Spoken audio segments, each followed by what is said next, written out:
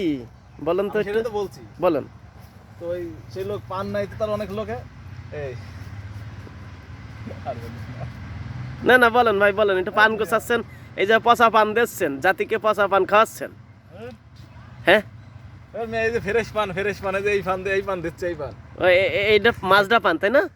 এই পানটা মাজরা পান বলে? ছোট পান, এটা ছোট পান। এটা ছোট পান। মাজরা পান কোনটা ভাই? মাঝে মানে এইটা বুঝতে ও, এই যে দামি পান দেখছেন আপনারা, আর এই যে এইগুলো দেখছেন না, এগুলো ওজবাস পান। এগুলো বিক্রি হয় মনে হয় 30 টাকা 40 টাকা পণ বিক্রি হয় নাকি ভাই? এইভাবে বলেন। হ্যাঁ, আমরা চাষিদের এই যে পান চাষে লাভ হয় আবার লসও হয়। এই যে বরজ দেখছেন, কত সুন্দর বরজ।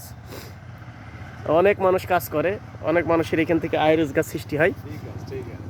হ্যাঁ, আর এই যে খেটে খাওয়া মানুষ, বাংলার খেটে খাওয়া মানুষ, পান এটা খুবই মুখরুচি একটা জিনিস এবং ঔষধি গাছ, যে যেভাবে ব্যবহার করতে পারে। এখন ইউটিউবের ব্যবসাও করে খাচ্ছে রে। সবাইকে এই পান চাষিদের দেখার জন্য ধন্যবাদ।